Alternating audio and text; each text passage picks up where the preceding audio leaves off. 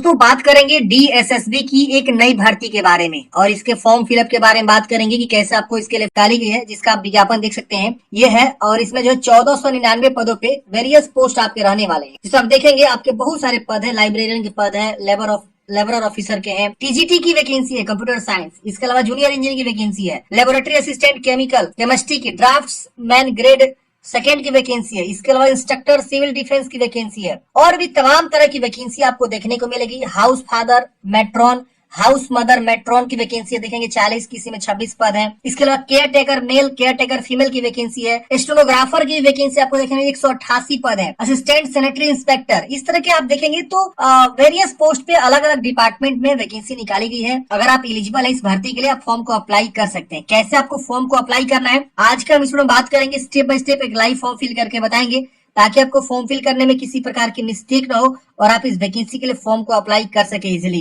देखिए ये इसका ऑनलाइन का पोर्टल है जहां से आप फॉर्म को भरेंगे। यहाँ देखेंगे आपको करंट वैकेंसी जो भी यहाँ पे दिख रही है वो आपको यहाँ पे शो होगा, देख रहा है ना, इतने सारी करंट वैकेंसी जो इसमें चल रही है आप यहाँ पे देख सकते हैं। इसका जो एडवर्टाइजमेंट है पोस्ट कोड 09 से लेकर आप देखेंगे 010, 011, 12, 13 ऐसे करके आपको जो है ना यहाँ पे 77 जो है इस प्रकार की वैकेंसी आपको देखने को मिलेगी। सॉरी यहाँ पे दिया 76 तरह की वैकेंसी, 76-77 तरह की। तो ये 76-77 तरह की वैकेंसी आप यहाँ पे देखेंगे, इसमें नोटिफिकेशन में निकाला गया है। आप यहाँ 1499 पदों भर्ती को आवेदन दे सकते हैं। चलिए जानते हैं कैसे आपको फॉर्म को भरना है और सबका यहाँ पे डिटेल नोटिफिकेशन आ चुका है। एक बार फॉर्म भरने से पहले आप जानकारी को जरूर पढ़ लीजिएगा। चलिए हमने ओवरऑल जानकारी बता दिया कि क्या कैसे करना है। अब समझते हैं कि कैसे फॉर्म भरना है। अब देखिए फॉर्म भरने के लिए आपको पहले एक नया रजिस्ट्रेशन करना होगा। इससे पहले अगर आप डीएसएसबी का और भी कोई वैकेंसी के लिए फॉर्म भर चुके हैं, जैसे अभी बहुत सारी वैकेंसी इसी साल में आई, बहुत सारी वैकेंसी का आवेदन आप लोगों ने किया, जिसमें क्लर्क था, असिस्टेंट की वैकेंसी थी और भी बहुत सारी वैकेंसी थी, अकाउंटेंट वगैरह की, पीजीटी टीजीटी की वैकेंसी थी। तो अगर उसके लिए ऑलरेडी अपने फॉर्म भर चुके हैं तो आप सीधे रजिस्ट्रेशन नहीं करेंगे, सीधे आप यहाँ पे साइनिंग पे क्लिक करके आप लॉग इन करेंगे, अपनी जानकारी को भर के आप सीधे जो लॉग इन कर सकते हैं। अगर आप पहली बार डीएसएसबी का फॉर्म भर रहे हैं तो आपको एक नया यहाँ पे रजिस्ट्रेशन करना होगा, नया एक आईडी बनाना होगा। तो पहले आप न्यू रजिस्ट्रेशन वाले ऑप्शन पे क्या करेंगे, क्लिक करेंगे। जैसे आप इस पे क्लिक करेंगे यहाँ पे आपको अपना नाम लिखना है, यहाँ पे अपना दोबारा नाम को कंफर्म करना है, फिर डेट ऑफ बर्थ, हर चीज को दो बार लिखवा रहे हैं, फिर 10वीं क्लास का जो है यहाँ पे रोल नंबर, फिर दोबारा 10वीं क्लास का रोल नंबर, पासिंग ईयर 10वीं क्लास का, फिर यहाँ जेंडर, दोबारा जेंडर को बताएंगे, नेशनलिटी बताएंगे, फादर्स नेम, दोबारा फादर्स नेम को लिखेंगे, मदर्स नेम, दोबारा मदर्स नेम को लिखेंगे। यहाँ स्पोर्ट्स नेम, अगर कोई लेडीज है मैरिड है तो अपना हस्बैंड का नाम लिख सकते हैं। यहाँ पे मोबाइल नंबर, दोबारा मोबाइल को कंफर्म करना है, ईमेल आईडी, दोबारा ईमेल को कंफर्म करेंगे। फिर यहाँ पे आपको जो है ना गेट ओटीपी पे क्लिक करना है। जैसे आप मोबाइल ईमेल लिख के गेट ओटीपी पे क्लिक करेंगे, आपके मोबाइल पे और ईमेल पे दोनों पे ओटीपी पे चला जाएगा। आप ओटीपी को यहाँ लिखेंगे, ईमेल वाला, मोबाइल वाला ओटीपी यहाँ पे, तो आप यहाँ पे बॉक्स बना हुआ है, अलग अलग ओटीपी अलग अलग बॉक्स में लिखेंगे। फिर यहाँ पे आपको पूछा कि आपके पास आधार कार्ड है, यस करेंगे, आधार नंबर लिखेंगे, दोबारा आधार नंबर को कंफर्म करेंगे। आधार पे जिस तरह से नाम है उसको आप यहाँ पे दे सकते हैं। एक पासवर्ड आप बना लीजिएगा, जैसे वैसा आप पासवर्ड बना लीजिएगा। ये पासवर्ड हमेशा यूज होगा जब भी आप लॉगिन करेंगे तो, ठीक है ना। तो ये पासवर्ड आपको बनाना है यहाँ पे और कम से कम 8 कैरेक्टर का होना चाहिए। ए से जेड और 0 से 9 ऐसे अपर केस लोअर केस वगैरह यूज करते हुए पासवर्ड को कंफर्म करेंगे। अगर आपके पास आधार कार्ड नहीं है तो आप इसे नो करेंगे। तो यहाँ पे आपको अलग आईडी प्रूफ एक देना होगा, कोई एक आईडी प्रूफ इसमें से चुनाव करेंगे, उसकी आईडी संख्या लिखेंगे, उस पर क्या नाम है वो लिखेंगे और उसका प्रूफ यहाँ पे अटैच कर देंगे आईडी प्रूफ को। आपके पास आधार कार्ड है तो मैं कहूँगा आधार कार्ड ही आप यहाँ पे दे सकते हैं, कोई दिक्कत नहीं होने वाला है। फिर यहाँ पे आपको जो अंडरटेकिंग करना है इसको डिक्लेयर करना है, रिव्यू पे क्लिक करके देखना, अगर सब चीज सही है तो कोई दिक्कत नहीं है, अगर गलती है तो सबमिट मत करिएगा, एडिट करिएगा पहले। अगर कुछ भी गलती नहीं तो आप यहाँ पे फॉर्म को सबमिट कर देंगे। फॉर्म सबमिट करते हैं फ्रेंड्स, आपका इस प्रकार से रजिस्ट्रेशन सक्सेसफुल लिख देगा, आपको यहाँ पे रजिस्टर नंबर वगैरह मिल जाता है और आपको बोला जाता है प्रोसीड करिए। अब क्या करेंगे, आप यहाँ पे जो है प्रोसीड वाले ऑप्शन पे क्लिक करेंगे। प्रोसीड करते हैं फ्रेंड्स, आपका लॉगिन पेज ओपन होगा। यहाँ पे अपना date of birth, roll number, 10वीं क्लास का, फिर पासिंग ईयर, जो आपने पासवर्ड बनाया था वो पासवर्ड कैप्चा कोड भर के आपको यहाँ पे लॉगिन वाले ऑप्शन पे क्लिक करेंगे तो आपका डैशबोर्ड यहाँ पे ओपन हो जाएगा। लॉगिन करते हैं फ्रेंड्स, इस प्रकार से आप देखेंगे आपका रजिस्ट्रेशन का जानकारी शो होता है। अगर आप इसमें कुछ भी मॉडिफाई करना चाहते हैं तो मॉडिफाई कर लीजिएगा। नई गलती है तो आप यहाँ पे क्या करेंगे, अप्लाई फॉर न्यू एप्लीकेशन का ऑप्शन मिलेगा, आप इस पे क्लिक करेंगे। अब यहाँ देखेंगे जितनी वैकेंसी चल रही हो सारा वैकेंसी यहाँ पे आपको जो है शो करेगा। सबसे खास बात यह है फ्रेंड्स की इस भर्ती का फॉर्म भरने के लिए आपको मात्र 100 रुपए एप्लीकेशन फी देने होते हैं। मतलब क्या कि जनरल को, ओबीसी को, ईडब्ल्यूएस को 100 रुपए, बाकी सबको जो है यहाँ पे एप्लीकेशन फी माफ होता है। SC ST को, फीमेल को, इन सबको जो एप्लीकेशन फी माफ होता है। अब देखेंगे आप जिस भी पद के लिए आवेदन देना चाहते हैं उसके सामने आपको अप्लाई का बटन मिलेगा, उसके सामने आप अप्लाई वाले बटन पे क्लिक करके क्या करेंगे, फॉर्म को अप्लाई करेंगे। तो ये सारे पद यहाँ पे आपको शो करेंगे। अब एक बार मैं आपको रिकमेंड करूंगा कि फॉर्म भरने से पहले आप एक बार जो है फुल नोटिफिकेशन को जरूर रीड करेंगे। इससे क्या होगा, आपको बहुत सारी इन्फॉर्मेशन पता चलेगी कि किस पद के लिए क्या क्वालिफिकेशन है। इसमें 74 तरह की वैकेंसी है। अब सबके बारे में अगर बताने हम लगू तो बहुत ज्यादा समय निकल जाएगा, आधे घंटे हो जाएंगे इस वीडियो का पूरा टाइमिंग। तो आपसे मैं रिक्वेस्ट करूंगा कि आप एक बार नोटिफिकेशन को पढ़ें और एक बार जाने की इस भर्ती के लिए फॉर्म भरने के लिए क्या क्वालिफिकेशन है, कैसे आपको जो है इसमें जॉब मिलेगा। जैसे मान लीजिए आप देखना चाहते हैं, यहाँ पे देखिए इस पद के लिए यहाँ पे पोस्ट कोड दिया हुआ है। यहाँ पे डेंटल मैकेनिक की पद है, इसमें देखेंगे आपको बताया मैट्रिक पास होने चाहिए और आपके पास यहाँ पे एसेंशियल क्वालिफिकेशन में क्या बोला गया। तो आप एक बार ऐसे जो है आप नोटिफिकेशन को जरूर पढ़ें और एक बार देखें कि किस पद के लिए क्या यहाँ पे जो है क्वालिफिकेशन बोला गया है। उसके बाद ही आप यहाँ से पोस्ट की सिलेक्शन करें। आप चाहे मल्टीपल के आवेदन देना चाहे तो मल्टीपल के लिए भी आवेदन दे सकते हैं। जैसे मान लीजिए हम जो यहाँ पे 3 पद के लिए एलिजिबल है। जैसे हम यहाँ पे मान लीजिए केयर टेकर के लिए आवेदन देना चाहते हैं तो हम यहाँ पे केयर टेकर पे अप्लाई पे क्लिक करके पहले इसका फॉर्म कंप्लीट कर लेंगे। फिर हम मान लीजिए एलिजिबल है हाउस फादर के लिए तो हम हाउस फादर के लिए आवेदन दे सकते हैं। अगर हम मान लीजिए यहाँ पे एलिजिबल है वेल्डर के लिए तो वेल्डर के लिए भी अप्लाई कर सकते हैं। तो हम मल्टीपल पोस्ट के लिए फॉर्म भर सकते हैं, कोई दिक्कत नहीं होने वाला है। कैंटीन अटेंडेंट के लिए भी एलिजिबल है, उसके लिए अप्लाई कर सकते हैं। स्टोर कीपर के लिए एलिजिबल है, हम उसके लिए अप्लाई कर सकते हैं। तो पहले एक फॉर्म को कंप्लीट करिए, उसके बाद आप दूसरे के लिए अप्लाई करिए। आपका एक बार आईडी यहाँ पे बन गया ना, आप लॉग इन करिए और सीधे अप्लाई करिए जिस भी पद के लिए अप्लाई करना चाहते हैं। चलिए हम यहाँ पे जो है ना एक पद के लिए अप्लाई करके दिखाते हैं, स्टेनोग्राफी के लिए। तो हम यहाँ पे जो है स्टेनोग्राफी के लिए फॉर्म भरेंगे, उसके सामने जो है हमारा जो है अप्लाई का ऑप्शन यहाँ देखिए इस तरह से ऑप्शन मिल जाएगा।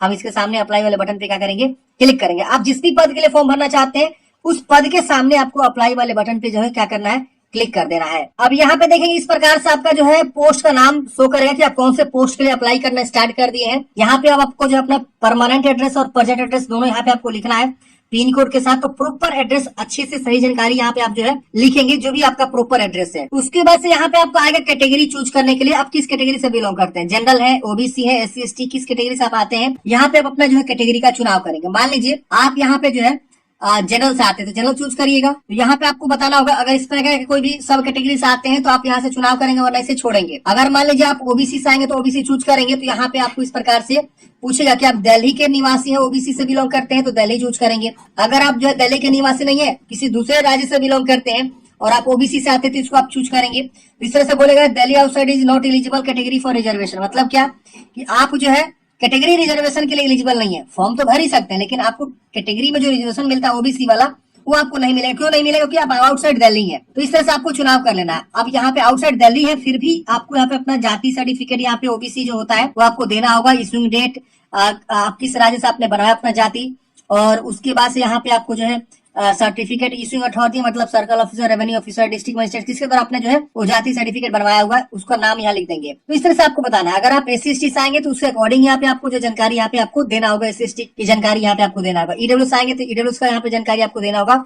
और ये बार बार बोलेगा कि आप जो है रिजर्वेशन कैटेगरी के लिए एलिजिबल नहीं होंगे, बट आप फॉर्म भर सकते हैं, भले आपको रिजर्वेशन नहीं मिलेगा। और आप सबको पता ही है कि जो भी वैकेंसी का अगर आप फॉर्म भरते हैं किसी दूसरे राज्य के लिए आप हैं और दूसरे राज्य में फॉर्म भर रहे हैं तो वहां का रिजर्वेशन आपको नहीं मिलता है। तो यही वाला रूल यहाँ पे भी लागू हो रहा है। अगर हम बिहार के हैं और दिल्ली में फॉर्म भर रहे हैं तो हमें रिजर्वेशन नहीं मिलेगा, यही रूल है। वही रूल तो यहाँ पे बोल रहा है आपसे, तो आप इस तरह से देख लीजिएगा।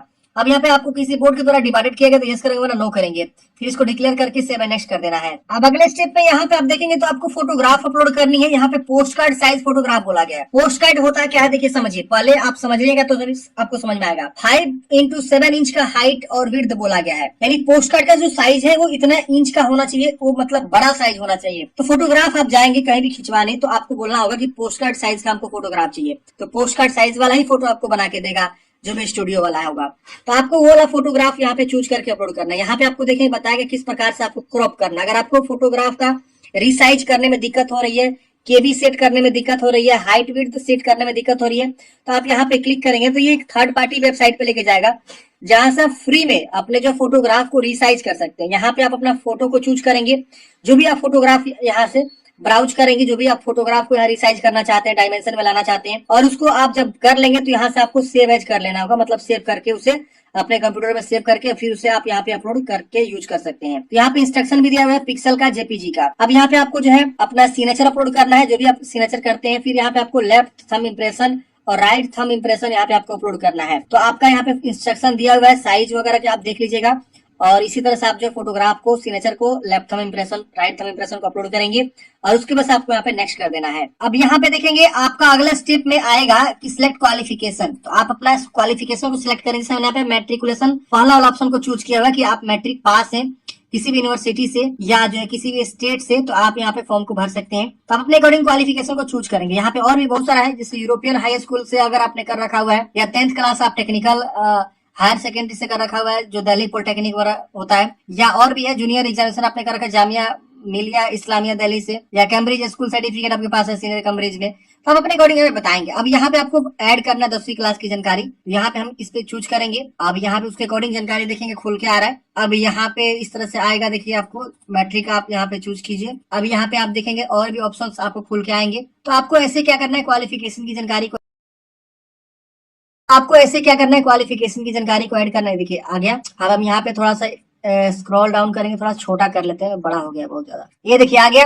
अब यहाँ पे आपको जो है अपना परसेंटेज बताना है, कितना परसेंट आपका मिला हुआ है 2 डेसिमल तक, किस राज्य से आपने ये मैट्रिक पास किया हुआ है उसको आप चुनाव करेंगे। फिर यूनिवर्सिटी आएगा या बोर्ड आएगा तो आप यहाँ से चूज करेंगे, नहीं आ रहा है तो अदर चूज करके उसका नाम लिख सकते हैं। उसको से थोड़ा सा इधर आएंगे तो यहाँ पे आपको जो है ना बताना है पासिंग ईयर की, कौन सी ईयर में आपने पास किया हुआ है। फिर यहाँ पे आपको इंसर्ट कर देना है। इंसर्ट करते हैं देखेंगे आपका जो है ये आपका क्वालिफिकेशन यहाँ पे ऐड हो जाएगा। ये देखिए हो गया ऐड। अब इसके बाद और कोई क्वालिफिकेशन ऐड करना चाहते हैं, इस पे ऐड पे क्लिक करेंगे। ऐड पे क्लिक करते हैं फ्रेंड्स, अब आपको जो दूसरा कोई क्वालिफिकेशन आपको ऐड करना होगा, जिससे कि आप मैट्रिक को जानकारी को ऐड करेंगे, जिससे यहाँ पे देखेंगे इस प्रकार से आएगा। तो ऐसे भी आप ऐड कर सकते हैं। हालांकि ये वैकेंसी जो है सिर्फ जो है 10वीं पास पे है, तो हम इसे कैंसिल भी कर सकते हैं अगर हम चाहे तो हम इसे कैंसिल कर देते हैं। अब हम जब यहाँ पे क्वालिफिकेशन को ऐड कर लेंगे उसके बाद हम इसे क्या करेंगे, do you want to save, हम सेव कर देंगे। अब सेव होने के बाद से ये डाटा सेव हो जाएगा। ओके कर देंगे। ओके करने के बाद से अब आपको नेक्स्ट का ऑप्शन आएगा, हम नेक्स्ट पे क्लिक कर देंगे। अब नेक्स्ट पे क्लिक करते ही अब यहाँ पे आपको जो है इस तरह से पेज प्रीव्यू आ जाएगा। मतलब क्या कि आप जानकारी को वेरीफाई करें कि हाँ जो भी आपने जानकारी यहाँ पे दी सब चीज सही है। अगर इसमें कुछ भी गलती है तो आप यहाँ एडिट करेंगे हर जानकारी को, नहीं गलती है तो आप इसको डिक्लेयर करेंगे, इसको डिक्लेयर करेंगे